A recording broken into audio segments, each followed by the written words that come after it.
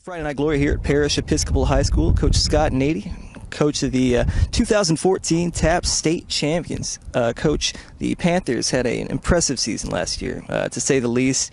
You're losing your starting quarterback, but you have a lot of depth behind them. I was just curious, heading into the off-season, a few months of summer, football's right around the corner. What are you guys doing to prepare? We started preparing the week after Christmas break, came back and got busy, and just like we did the year before. And we're finishing up our off-season lifting program right now. Then we'll move into our summer program. We take a week off for finals, and then we give them a week off for summer, and then we start right in. And it's the same old, same old. We gotta do what we do, and make sure that we control the things we control, and we try not to worry about the other stuff. Now, Coach, there are some teams that actually have spring football going on. They're padded up. They're going full bore. They're hitting.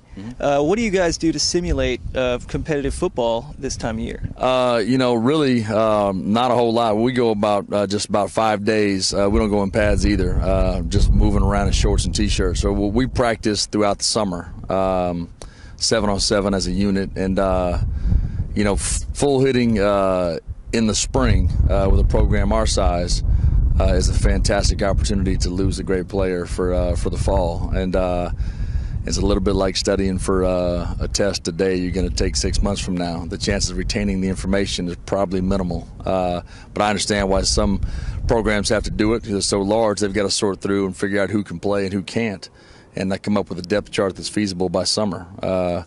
We got a pretty good idea who can play and who can't. You just have to pop in the state championship film, and most of those guys are back. So we're going to try to stay healthy. One of the big reasons we won the state championship last year is because we stayed healthy. And we've had some really, really good teams here, but they couldn't stay healthy.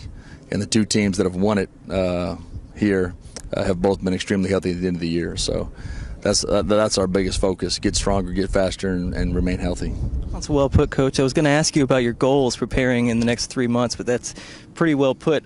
Sums up everything I wanted to know in that category. Can you just elaborate on the right players, the right positions?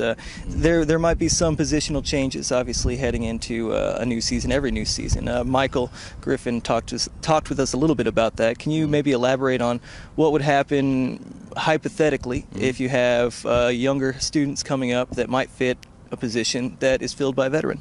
The best person's going to play, regardless of the classification, regardless of how long they've been here. The best players are always going to be on the field, and we try to, once a student gets going into his junior year, we try to make sure that if they have a chance to play at the next level, then we are definitely putting them in that position on the field. There's kids that can be incredible defensive ends in college. In high school, but they're going to end up playing, safety or corner in college, and it's very difficult for me to sell a college on a kid that I don't have film in that position. So Michael's a prime example. He was one of the best defensive linemen in the entire state in TAPS last year, but at 220 pounds, he's probably not going to play a whole lot of defensive line in college.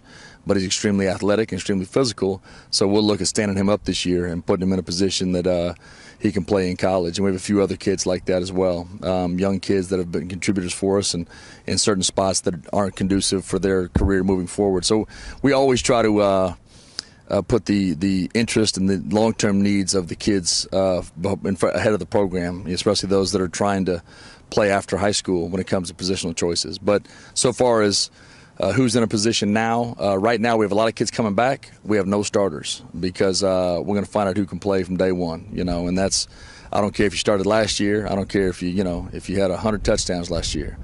You have to earn it back and then defend it, and that's a weekly process. So if you're the best player this week, you're going to play.